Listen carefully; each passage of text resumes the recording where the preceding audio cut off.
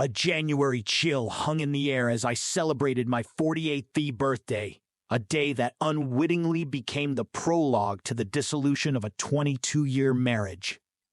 The day used to be celebrated with her extravagant parties, a testament to the love that had persisted over the years.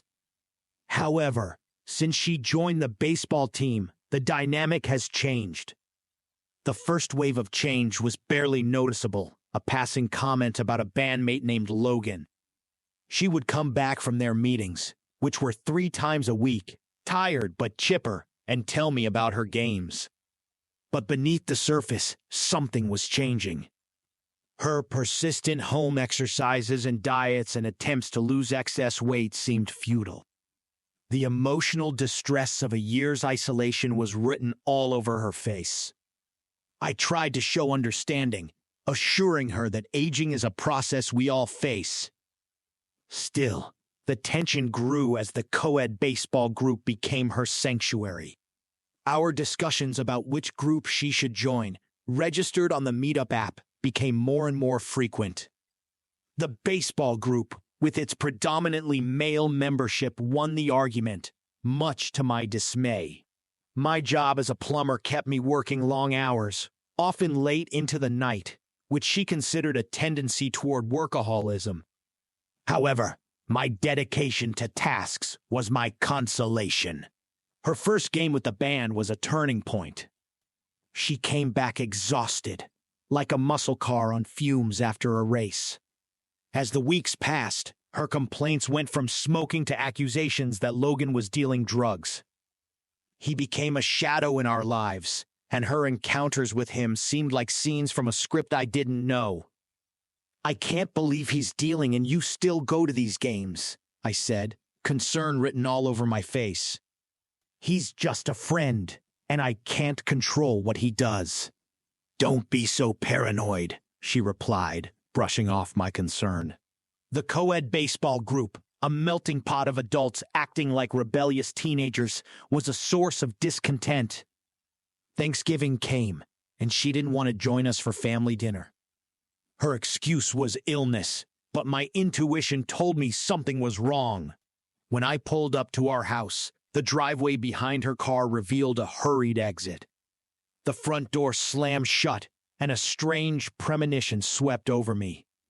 She, who had once prided herself on her transparency, was now hiding something. In the weeks following Thanksgiving, change crept insidiously into our lives, transforming the familiar into the unrecognizable. A joint baseball group, originally a platform for camaraderie, became the catalyst for the erosion of our shared history. Her complaints about Logan, a member of the group with questionable habits, echoed through our house. And it wasn't just the smoking, but the hypocrisy that gnawed at the edges of my understanding. The woman who had once lectured our children about discipline and the vices of certain behaviors was now in cahoots with the man who personified those very vices. "Why do you tolerate his behavior?" "After all, you preach against him all the time," I objected, feeling my frustration. "He's just a friend. People change and I change." "Don't you see that?"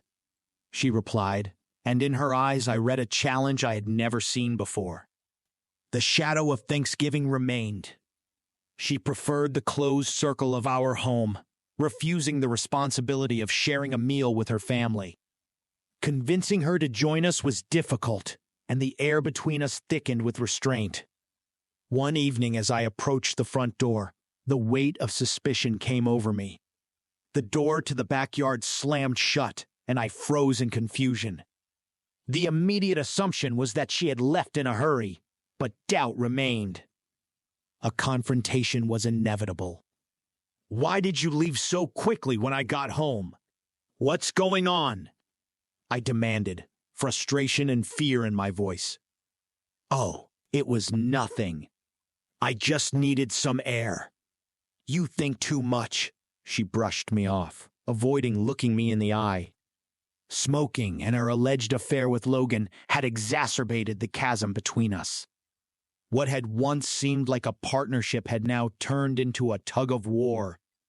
Our arguments turned into tense discussions, and more than once I fell asleep on the couch. A storm raged in our home, and the specter of divorce loomed ever more frequently. And yet there was some perverse satisfaction in the chaos. The divorce papers scattered across the kitchen floor were both a manifestation of our shattered union and a beacon of change. I couldn't help but smile, wondering if the shock would make her realize the dissolution of what we once had. Maybe this is what we need, I muttered to myself as I gathered up the papers and tucked them back into the folder, the uncertainty hovering in the air like a haunting melody. The unraveling was in full swing, and every day the whispers of suspicion grew louder. It was time to play detective, to uncover the truth behind the veil of secrecy and betrayal. The decision to install an inconspicuous GPS unit in her car became a point of no return. The covert mission seemed both necessary and ominous, a reflection of trust that faded away like sand slipping from my fingers. The electronic traces would become my silent witnesses, documenting the path she chose when she thought no one was watching. As I listened to the recorded conversations, the dynamics of her co-ed baseball group took an increasingly murky turn. The supposed friend, Logan, turned out to be more than just a fellow smoker. His story, a minor league player turned drug addict, painted a picture of the shadows that danced in the corners of our unraveling lives. One night as I sat over a replay of their conversations, the truth seemed surreal. Why do you keep going back to him? What does he have to offer that we don't? I asked, desperation seeping into my voice. He understands me in ways you never will. You're always at work, bogged down in your own business. I need more, and he gives it to me, her reply carried a note of disdain, a tone that shattered the remnants of a crumbling marriage. The GPSA silent accomplice tracked her movements to the mechanic's shop, an establishment that until this moment had been a mere backdrop to our mundane existence. But now it had become a theater of betrayal where the drama of our lives was unfolding in ways I could never have imagined. The decision to face the truth was not an easy one. As I reviewed the footage from the doorbell, the unmistakably recognizable Pontiac GTO, a symbol of our past joys, now seemed an emblem of deceit. The driveway behind my wife's car seemed familiar, suggesting a connection deeper than mere friendship. The decision to gather evidence was not only for legal gain, but also for my own sanity. The records revealed the depth of her involvement, and I wondered if this journey into the shadows would be my undoing or the catharsis I desperately needed. The night of the confrontation approached like an inevitable storm, thunderous and relentless. Armed with the evidence from my surveillance, and with a heart weighed down by the certainty of betrayal, I stepped into the maelstrom. The local bar, a dimly lit sanctuary where liquid courage flowed freely, became the stage for my prelude to the unfolding drama. Conversations danced around the mundane, carefully avoiding the storm that was brewing within. Each sip was a step closer to the confrontation that awaited me at home. Returning under the cover of darkness, I found them in our bed. The sight was a palpable blow, a collision of reality and nightmares. Orders were given, the police were called, and the reality of our shattered marriage appeared before us in the cold light of police flashlights. On the floor, both of you, I demanded, both anger and submission in my voice. The room froze and they obeyed, with my lover hastily dressing in an attempt to avoid the inevitable retribution. In the silence that ensued, my wife, now wrapped in her robe, tried to defuse the situation. Why are you doing this? Can't we talk about this? She pleaded, her eyes begging for mercy. Talk about it. What irony there is in that word, given the months of unspoken truths and the unraveling plot of our marriage. Police cars pulled up to the driveway, their presence a stark reminder that the consequences of betrayal were not confined to the walls of our home. As I walked to the door to greet the officers, the thought of what lay ahead of me flashed through my mind. The first officers to arrive on the scene were soon joined by reinforcements, a total of 4 officers and 2 patrol cars. The reality of the situation crystallized, and my personal confusion became a public spectacle. "He claims the MJ belongs to her, not him," one of the officers explained as they detained the lover in the living room. "He's lying. It's his, not mine," my wife replied, trying in vain to deflect blame. At that moment, as I watched them accuse each other, an unusual hilarity swept over me. Their failed attempts at solidarity, the unraveling of a lie turned into a tragic comedy. The law, the impartial arbiter in this domestic tragedy, now had the power to reshape our lives. He was charged with MJ possession, which threatened imprisonment. A surreal night unfolded, showing the consequences of choices made in the shadows and the collateral damage left in its wake. The aftermath of that tumultuous night left behind a plume of shards, each one a testament to the irreversible damage done to the family. The devastation was not limited to the confines of our home. It seeped into the relationships with our children, turning their perceptions of us into shards of what had once been a united front. Divorce papers, once strewn across the kitchen floor, were now laying the groundwork for the next chapter of our lives. An unsettling calm reigned in our home, broken only by the distant echoes of the arguments that had become the backdrop for our unraveling saga. Conversations with a divorce lawyer became the new norm, the legal aspects of separation in stark contrast to the emotional devastation. "You can't keep living like this," the lawyer advised, his words a stark reality check. "It's time to think about your own well-being and the well-being of your children." The tension with our children reached a critical point when they learned of the affair, and disappointment and understanding rang through their voices. "Why, Mom? Why did you do it?"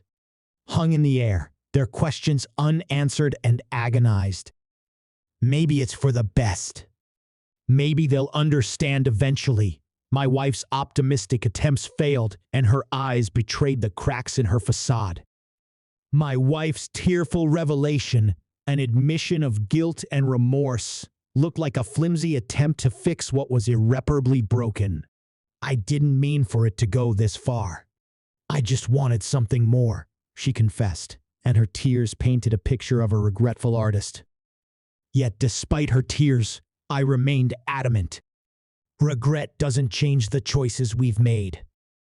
We will have to face the consequences," I declared, and the weight of those words emphasized the finality of our decisions.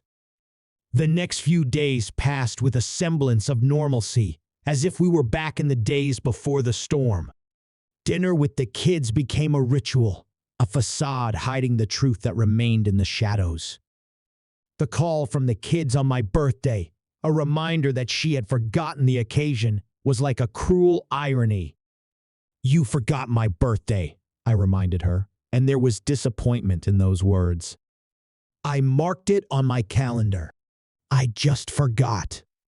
"I'm sorry." Her apology, though sincere, seemed to me like an empty echo in the great symphony of our broken bond. As the trial approached, a realization settled in me. The road ahead was uncertain, but the clarity of purpose burned bright.